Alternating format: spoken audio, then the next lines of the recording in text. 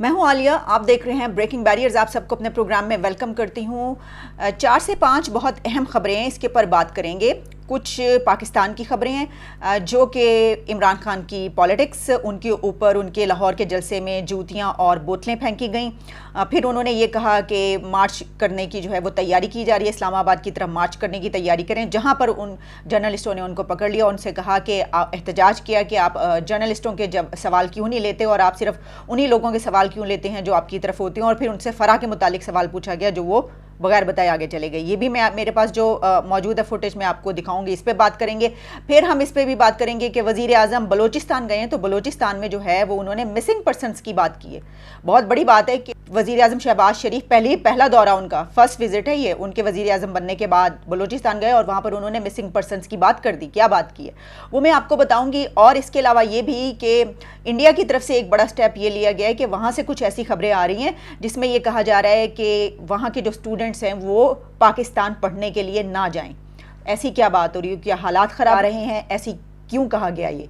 इस मियां मंशा जो कि पहले भी एक मरतबा ये बात कह चुके हैं कि भारत और पाकिस्तान के बीच ट्रेड को स्टार्ट होना चाहिए, रिज्यूम करना चाहिए ट्रेड को, उन्होंने एक मरतबा फिर ये बात की है। कहाँ पर की है, किससे कही है ये बात।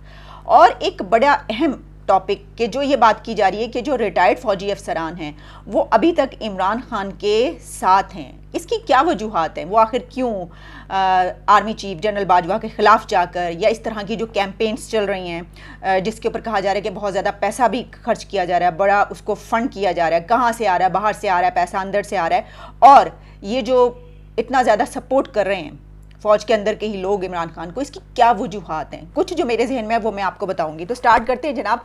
इमरान खान का जो जलसा था लाहौर का, उसमें एक जगह पर वो रुके और उन्होंने रुक कर ये कहा कि ये क्या हो रहा है, ये क्या हो रहा है। फिर वो देखते रहे एक तरफ और फिर उनको कुछ देख रहे थे, पता चल रहा था, और फिर उसके थोड़ी देर के बाद उन्होंने दोबारा अपनी स्पीच रिज्यूम की। तो उस वक्त ये पता नहीं चल रहा था क्योंकि उस वक्त कंटेनर जो जहाँ पर वो खड़े थे बैकग्राउंड से नहीं बल्कि सामने से दिखाया जा रहा था।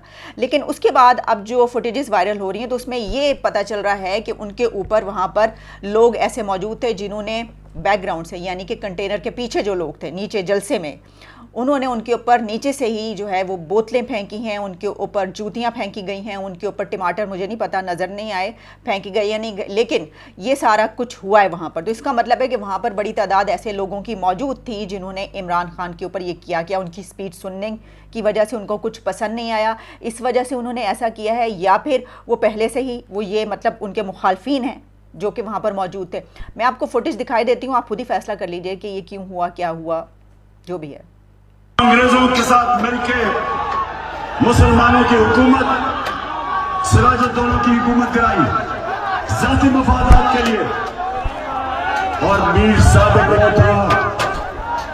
निजाम हैदराबाद के साथ मिलकर, अंग्रेजों के साथ मिलकर टीपू सुल्तान को उन्होंने हरवाया। यहां भी मीर सादिक और मीर जाफर पे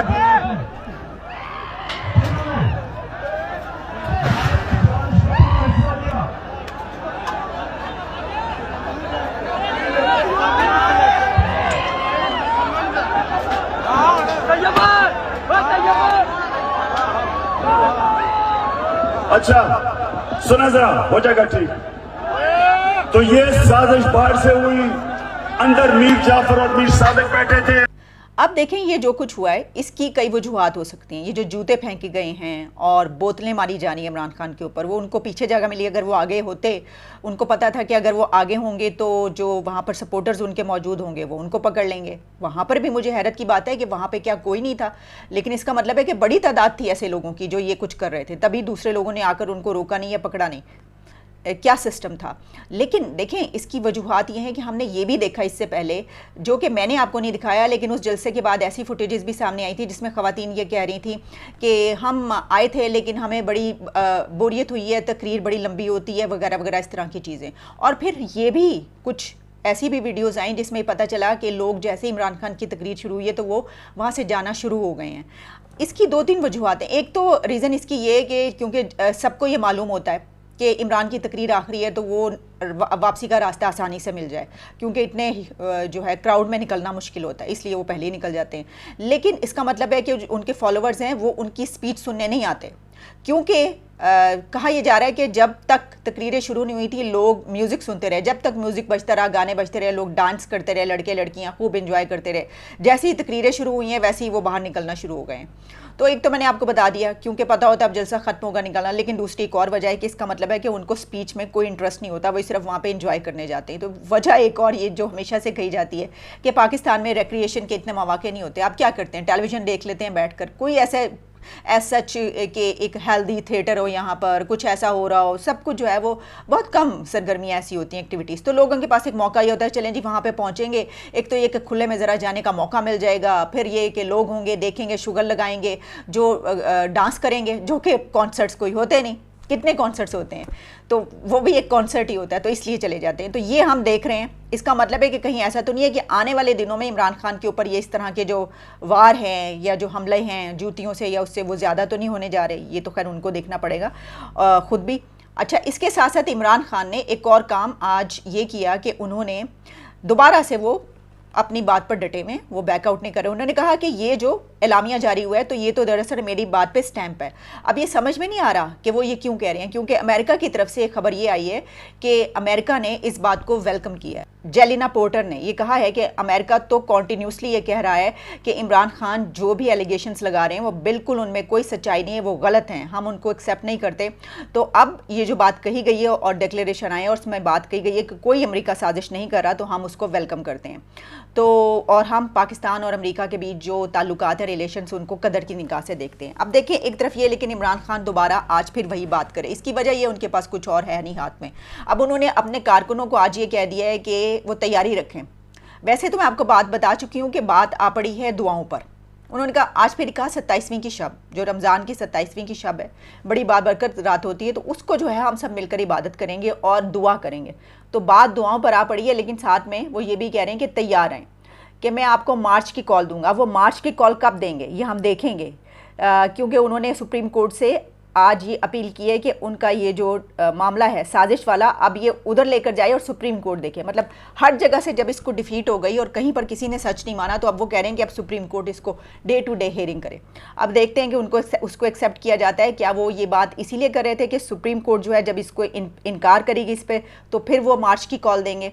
ये हमें आने वाले दिन बताएंगे। लेकिन उसी दौरान हमें ये भी देखने को मिला कि जर्नलिस्ट जो वहाँ पर मौजूद थे, उन्होंने जब उनसे सवाल जवाब करने की कोशिश की तो इमरान खान ने उनके सवाल नहीं लिए। इसके ऊपर वहाँ पर एहतजाज किया गया, प्रोटेस्ट किया गया और जर्नलिस्टों की तरफ से कहा गया कि आप सवाल क्यों नहीं लेते, आप कुछ गिने चुने अपने लोग ले लेते हैं। तो ये जो एक मैनेज्ड करने का सिस्टम है ना, यानी जो हमने देखा जो ट्विटर स्पेस हुई थी वो भी मैनेज थी इनकी तरफ से। कुछ अपने लोगों से सवाल लिए, इतने घिसे पिटे दरसी किताबों वाले छोटे बच्चों वाले सवालात, माय गुडनेस।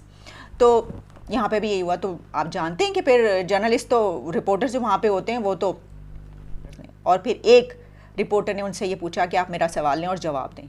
अब उन्होंने क्या सवाल पूछा है उनसे कहा है कि जो फरा हैं उनसे आपका क्या ताल्लुक है। सब आप पे इल्जाम लगाया हाँ, मखसूस सवाल आप ले लेते हैं, आप पे तो मखसूस सवालात में है ना, सख्त सवाल सुनने में आप नहीं लेते।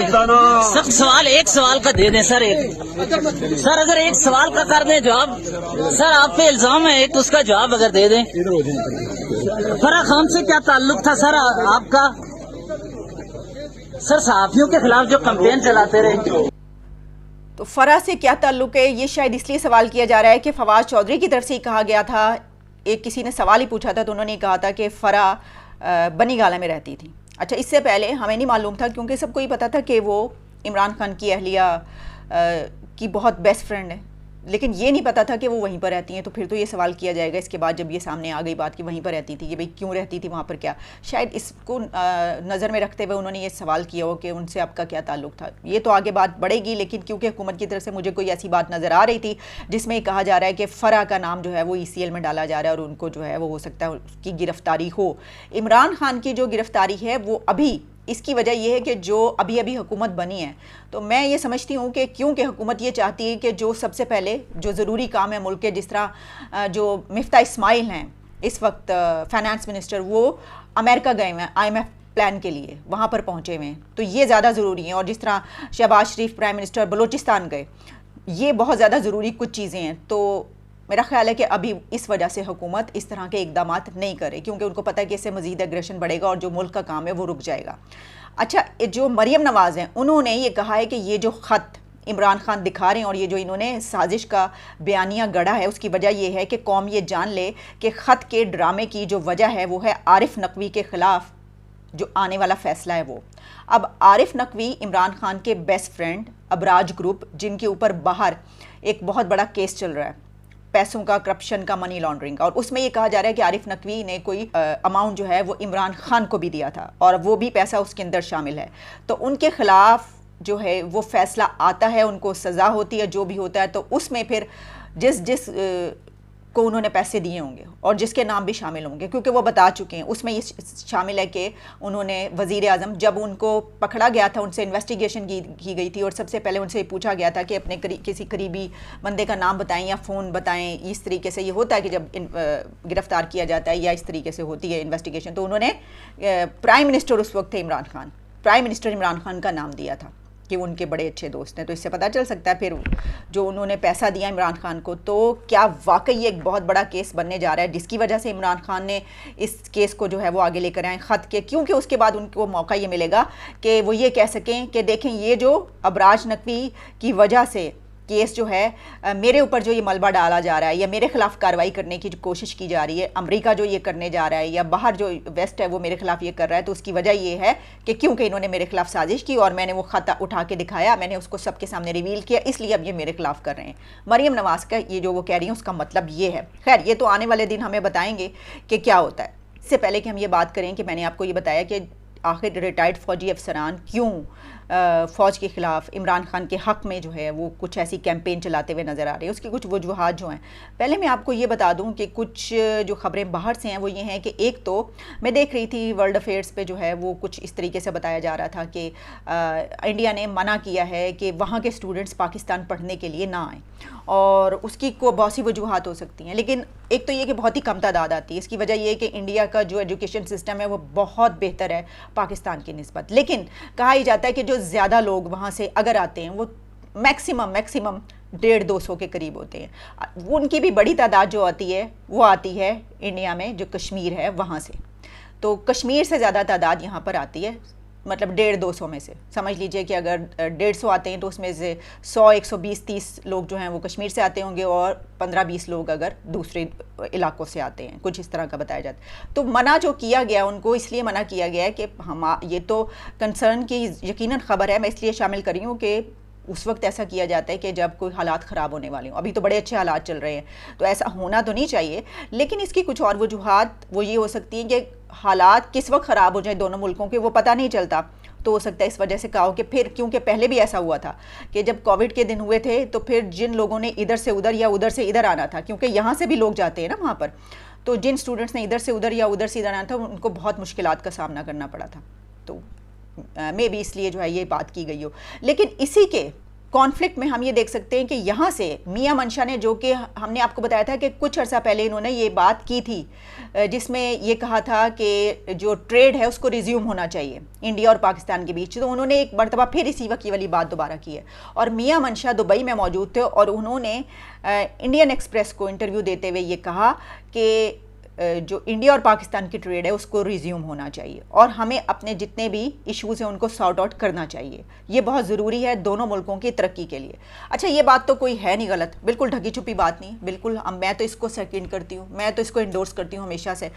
आप जो मर्ज़ी कर लें, इमरान खान ने इतना अरसा सब कुछ किया, आखिर में 3-4 महीने तो इंडिया के गुन गा गा के उन्होंने आसमान सर पे उठा लिया, लेकिन क्या नहीं किया, ट्रेड स्टार्ट नहीं की, अपने बेनिफिट्स के तमाम काम किए, लेकिन वो चीज़ जिससे पाकिस्तान को फ़ायदा होना है वो शुरू नहीं की, वो थी ट्रेड। तो मैं सही समझती हूँ कि बिल्कुल ठीक कहा जा रहा है। अच्छा, पहले कहा जा रहा था कि किसी के कहने पर मियां मंशा ने ऐसा कहा गया है कि भी शायद इस तरीके से हुकूमत स्टार्ट कर दे। अब वो दूसरी हुकूमत इमरान खान की उन्होंने स्टार्ट नहीं की, तो क्या अब जब वो ये कह रहे हैं तो ये वाली हुकूमत ये करेगी? हम समझते हैं कि ऐसा करना चाहिए। ले जाएंगे, अब आ जाते हैं उस टॉपिक की तरफ जो मैंने कहा था कि इसके ऊपर आज हम बात करेंगे कि आखिर क्या वजह है कि जो रिटायर्ड फ़ौजी अफसरान हैं वो इमरान की सपोर्ट में जाकर इस हद तक गए हैं कि उन्होंने पाकिस्तान के ख़िलाफ़, जर्नैलों के ख़िलाफ़, अपने यानी जो उनके ऑफिसर्स हैं, जो आर्मी चीफ़ जनरल बाजवा और फ़ौज के खिलाफ जाकर उन्होंने ना सिर्फ ये कि इमरान खान का साथ दिया बल्कि नारे लगाए और तकसीम पैदा की अपने ही उसके अंदर, शोबे के अंदर, अपने ही डिपार्टमेंट में, और फिर ये कि सिविल सोसाइटी में जो डिवीज़न हमें नज़र आई। तो आखिर क्या वजह है कि रिटायर्ड फौजी अफसरान इतना ज़्यादा साथ दे रहे हैं? उसकी कुछ रीज़न्स तो जो हैं वो सामने नज़र आती हैं। एक तो ये कि इमरान खान के दौरे हुकूमत में इमरान खान ने रिटायर्ड फौजी अफसरान को खुल के खेलने का मौका दिया। तो अब जो ये एक नैरेटिव अपनाया गया है, जो नज़र आ रहा है, कहा गया है कि न्यूट्रलिटी होगी, और फिर नज़र आई कि इमरान खान का साथ ना देने का, कि भाई हम नहीं दे सकते, अब न्यूट्रल होगा, ये काम अब कभी भी माशाल्लाह नहीं आएगा। ये चीज़ें लगता है कि रिटायर्ड फौजी अफसरान को पसंद नहीं आ रही। इसकी क्या वजह है? इसकी वजूहात ये हैं कि इमरान खान ने उनको ज़िंदगी के हर शोबे में दाखिल कर दिया। आप देखिए टेलीविज़न का कोई भी प्रोग्राम हो, बेशक उसमें कोई फ़ौज की या कोई डिफेंस की बात ही ना हो रही हो, वो सोशल प्रोग्राम हो रहे हों सोशल टॉपिक पे, वो पॉलिटिक्स के हों जो कि डेली बेसिस पे होते हैं, पॉलिटिक्स के प्रोग्राम हों, तब भी हर प्रोग्राम में एक डिफेंस एनालिस्ट का मौजूद होना ज़रूरी है। और अब तो ये इतना रूटीन बन गई है कि लगता है कि कोई प्रोग्राम डिफेंस एनालिस्ट के बगैर हो ही नहीं सकता। रिटायर्ड फौजी अफसर नहीं है तो प्रोग्राम ही नहीं हो सकता। आप अगर किसी और टॉपिक पे बात कर रहे हैं, पॉलिटिक्स पे बात कर रहे हैं, आपकी जो डेली बेसिस पे पॉलिटिक्स है, आप उसके इशू, करंट इश्यूज़ पे बात कर रहे हैं जिसमें कोई ताल्लुक नहीं है, हाँ आप बात कर रहे हो कि भाई वहाँ पे ये हो गया, जो कबायली इलाके वहाँ पे हो गया, अफ़गानिस्तान का जो है वो क्या होगा, दहशतगर्दी बढ़ रही है, फ़ौज इसको किस तरह देख रही है, डिफेंस का टॉपिक है तो आप ज़रूर लें। मैं इस बात चीज़ को इंडोर्स करती हूँ, ज़रूर ऐसा ही होना चाहिए कि उनको ले डिफेंस के टॉपिक पर। लेकिन अगर डिफेंस का कोई टॉपिक नहीं है तो डेली बेसिस पे हर शो में आप उनको क्यों घुसा रहे हैं? ऐसा हुआ है। अब तो यही वजह है कि अब ये रूटीन बन गई है। अब जब उन्होंने ये देखा कि अब तो हम इनमें से निकल जाएंगे, अगर ये न्यूट्रलिटी है तो हम कहाँ जाएंगे? तो भाई लाइमलाइट में रहना जो है वो चस्का जो होता है, वो जब कोई खींच रहा हो आपके पास से तो आपको दर्द तो होगा, आपको बुरा तो लगेगा, आप माइंड तो करेंगे। तो यही हो रहा है। वो कह रहे हैं अच्छा ऐसी की तैसी। तो फिर उन्होंने ये भी नहीं देखा कि भाई तुम्हारा ही आर्मी चीफ है, तुम्हारे ही डिपार्टमेंट है, तो उन्होंने कहा इसके खिलाफ भी इमरान खान को उकसाया। अभी मैं देख रही थी सोशल मीडिया पे सब कुछ चल रहा है, यहाँ तक कि हमने ये देखा कि जनरल बाजवा कहीं जगहों पर पहुंचे और जिस तरह लाहौर गैरिजन का किया, जहाँ पे उन्होंने रिटायर्ड फौजी अफसरान से मुलाकात की, जिसमें ये नहीं कहा गया कि वो इसलिए कर रहे हैं, लेकिन वो नज़र आ रहा था कि वो उनसे मिल रहे हैं, उन्हें ये बताने की कोशिश कर रहे हैं कि भाई क्या किया, पूरी तरीके से साथ देने की कोशिश की गई इमरान खान की, लेकिन वो नहीं माने। उन्होंने अपनी जो है वो जो करके दिखानी थी वो करके दिखाई। ये उनको बताया गया, ये चीज़ें जो उनको बताई गई कि हम खिलाफ नहीं है तो हमारे खिलाफ क्यों कैंपेन चला रहे हैं आप इमरान खान के साथ मिलकर। ऐसा ही है ना, यही है ना, बेशक को ना बताएं, नज़र तो आ रहा है, सब कुछ पता तो चल रहा है। तो एक तो ये वजूहात मुझे नज़र आती हैं कि इस वजह से अब वो देख रहे हैं कि हम तो निकल जाएंगे लाइमलाइट से, हम तो गए, हम तो नुकड़े लग जाएंगे भाई। फिर ये कि आपने याद होगा हमने कुछ प्रोग्राम्स भी किए थे, मतीउल्लाह जान साहब जो कि बड़े अच्छे तरीके से कोर्ट को बहुत कवर करते हैं, तो उन्होंने कुछ ऐसी वहाँ पे हेयरिंग्स हुई थी जिसके मुतालिक बताया था। फिर खबरें शाये हुई थी, मैंने आपको बताया था कि जो जजेज़ हैं उन्होंने चंद ऐसे मामला जब वहाँ पे कोर्ट में पहुँचे, जैसे कि बहुत सी ज़मीनों पर कब्ज़ा करके जो है सोसाइटीज़ बनाई हुई हैं रिटायर्ड फौजी अफसरान ने, उस पर बहुत सख्त रिमार्क्स दिए। उन्होंने कहा आप हर जगह कब्ज़ा कर रहे हैं, आप कब्ज़ा माफिया बन गए, आप चाहते क्या हैं। तो फिर उसके बाद सिराजुल हक ने जो है वो एक तकरीर की थी, उन्होंने तो बहुत सख्त तकरीर की इन्हीं बातों पर कि ये नहीं होना चाहिए। अच्छा, मैं देख रही थी कि एक रिटायर्ड हमारे जो बड़े सीनियर एजाज अवान है वो कुछ उन्होंने लिखा और इसी वाले से इमरान की सपोर्ट में, और जिनाह का जो है वो एक कोट किया उसके ऊपर। तो भाई जिनाह तो ये कहते हैं, उन्होंने तो ये कहा था कि फ़ौजियों का कोई काम ही नहीं है पॉलिटिक्स में। कहाँ से आ गए आप? उन्होंने कहा था सियासत का कोई लेना देना नहीं, ये सिविलियंस का काम है। आप किधर से सियासत में बोल रहे हैं? आपको तो हक ही नहीं कि आप पॉलिटिक्स पे बात भी करें, ना कि आप जिना का कोट करके जो है वो कर रहे हैं। तो फिर तो उसके पर अमल करें जो कहा गया है कि कोई ताल्लुक नहीं है। ये तो पॉलिटिशियंस का काम है, उनको आपस में लड़ने दें, वो आप एक दूसरे के सर फाड़ें, वो आपस में मिल के मामला हल करें, ना करें।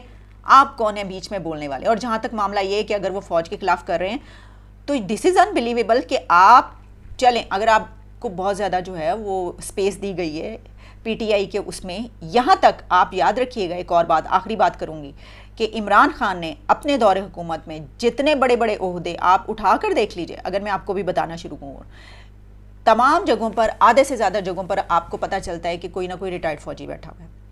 इतना उन्होंने उनको अकोमोडेट किया इमरान ने। मैं ये नहीं कह रही उन्होंने, खैर उनका क्योंकि माइंडसेट भी हम देखते हैं तो हमेशा से, अब वो तो अभी फ़ौज के खिलाफ बोल रहे हैं क्योंकि उनके अपने बेनिफिट की बात है कि उन्होंने ईंट से ईंट जो ये बजाई है, वरना तो हमेशा से हक में है क्योंकि वो जानते हैं कि उनकी मदद की गई है और वो सब कुछ। तो उन जगहों पर जहाँ पर सिविलियंस को होना चाहिए, जिनका राइट बनता है, बल्कि उनकी पार्टी के अंदर के बहुत सारे लोग ऐसे होंगे जो ये कहते होंगे कि देखो हर जगह पे जो है फ़ौजी को बिठा दिया, हर जगह पे ही लगा दिया। इसकी वजह ये है कि वो जानते हैं कि इनके खिलाफ जो है वो मैंने अगर ऐसा ना किया तो फिर मुझे हेल्प कैसे मिलेगी। तो ये जो है ना, मुझे ऐसा लगता है कि ये जो बात हो रही है, डिबेट हो रही है कि जनाब क्यों आखिर ऐसा है कि रिटायर्ड फ़ौजी अफसरान को तो फ़ौज का साथ देना चाहिए ना, और वो इमरान का, तो उसकी वजूहत ये हैं और कोई वजह नहीं। उसकी वजूहत ये है कि जब न्यूट्रलिटी का एक नैरेटिव अपनाया गया तो उसमें उनको नज़र आ रहा है हम तो गए, इमरान ने तो हमें लाइमलाइट में लाकर रखा था, 4 साल हम ऐश करते रहे, अब हम इसमें से जो है वो आगे पता नहीं क्या होगा, ये तो हमें जो है वो जो भी आएगा हमें इस तरह नहीं रखेगा, बड़ा पाल पोस के और लाड प्यार से इस तरह नहीं होगा। मुझे ऐसे ही नज़र आ रहा है। कुछ वजूहत ये भी हैं और कुछ और भी हो सकती हैं। चले, बहुत सारी बातें हो गई, इजाज़त दीजिए, दोबारा मुलाकात होगी। Take care and good bye.